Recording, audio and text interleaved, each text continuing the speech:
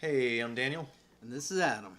and we're doing some speculation on the decks from Pax for the new game Artifact.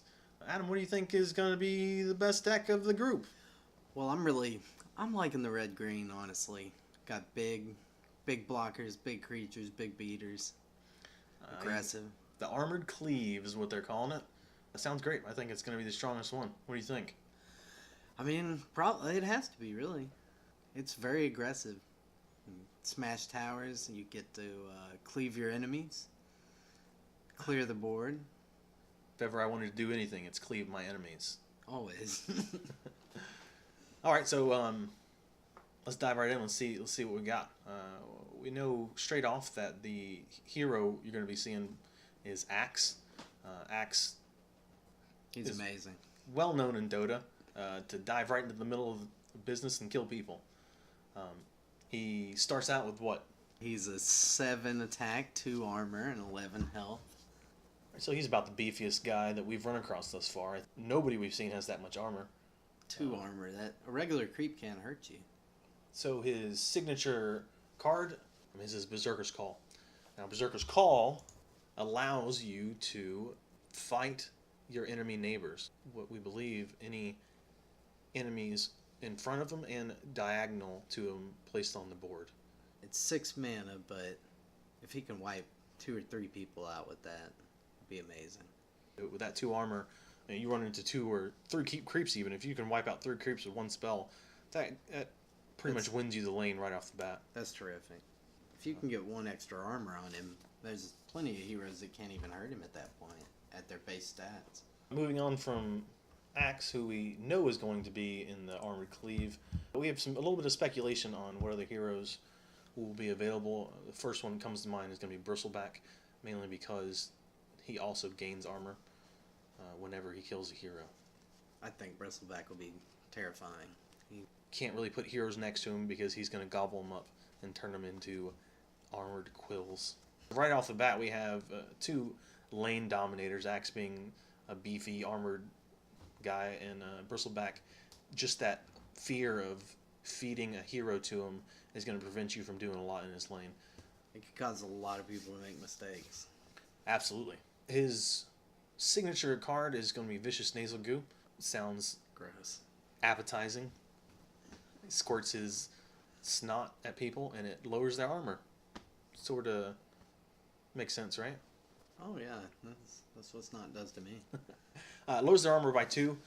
Obviously, this has strong implications. If a hero has -2 armor, they automatically take an extra 2 damage. So, next hero we expect to be inside this Armored Cleave deck is going to be Sven. Sven with his Greater Cleave ability. Now, we're not 100% sure what that does, but we expect it to be very similar to the Cleave ability, where Cleave is whenever you do an attack, it hits the enemies around that enemy. Greater Cleave might do all of his attack power. If that's the case, that's bonkers. That's horrible. So that's something to look forward to. If Greater Cleave works the way we think it does, Sven with damage items will be overpowered. So these 3 heroes, in my eyes, at least early to mid-game, have got to be the strongest heroes. They're gonna be terrible. They're gonna be hard to deal with. And their health, they're not easy to kill. Alright, so we also know that this is going to have some green in it. They haven't shown us any of the green heroes that are going to be inside the Armored Cleave. However, we have a couple ideas based off the heroes that have been released. It seems likely that Lycan, the Wolf Master, will be put inside this. He synergizes really well with these red beefy heroes because he increases their attack just by being close to them. His signature spell allows him to put out a 3/3 wolf. After the attack phase, he gets +1/+2. Yeah. So against the creep, it would get its health back automatically, so it wouldn't have any problems fighting creeps. But then it's going to be a 4/3 creature, and then the turn after that a 5/3 creature, and on. So it can get pretty dangerous. We know that the deck is going to have the card Divine Purpose. Divine Purpose is an exceptional card, preventing all damage to a hero. for a combat phase. So it really turns the game around. If they thought that they could finally kill your Bristleback after all this time of hitting it and hitting it, turns out they can't. You could really set that up quite nice. Definitely inside the Armored Cleave deck is going to be an improvement called Grand Melee.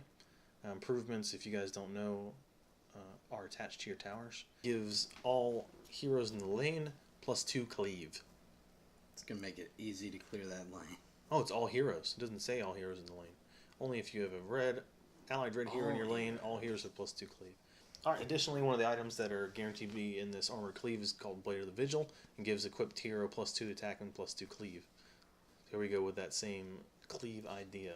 Cleaving all over everything. So, some of the cards that we expect to be inside this Armored Cleave but aren't certain, one of them is going to be Time of Triumph. So, Time of Triumph is an 8 mana spell. Pretty expensive. I think 8 mana is the highest casting cost you've seen of anything, right? I can't think of anything I've seen above 8 right now. Yeah, so this one it's sort of like a game winner. So for one turn, it modifies allied heroes with +4 attack, +4 armor, +4 health, +4 cleave, +4 retaliate, and +4 siege.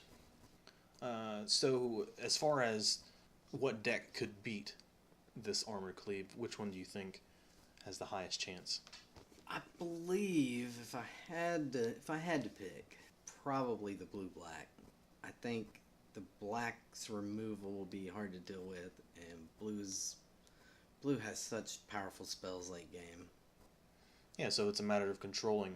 You take the power out of this Armored Cleave by controlling their heroes and then just delaying it until the late game, and at that point the blue heroes can take over. So I can see that. So if you end up with an Armored Cleave deck, that's something to look out for. How would we play around that? How would you play around that? I think what I would do is just smash them up before they can do anything about it.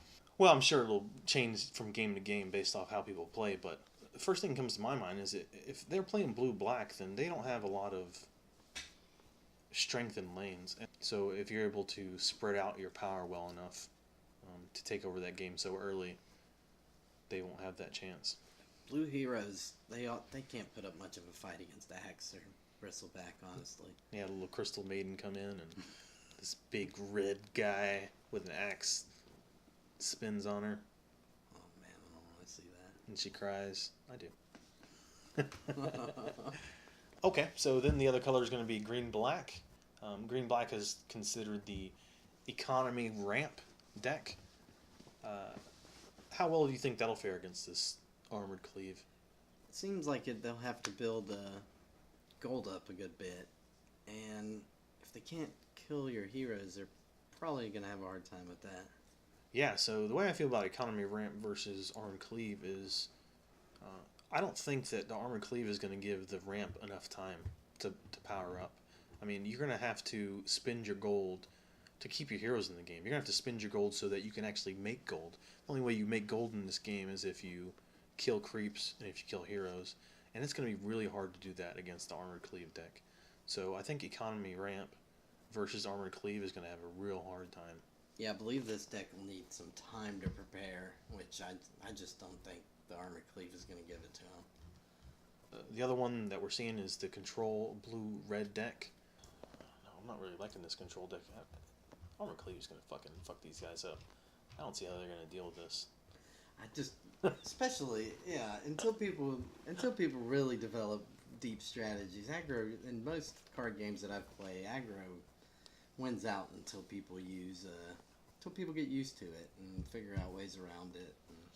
Now, we expect that at some point, hopefully not too long, that it's not so much the decks that are going to be winning the games, but the plays themselves. It definitely seems very, very strategy intensive, I guess, which is terrific. That way you can't just buy the deck.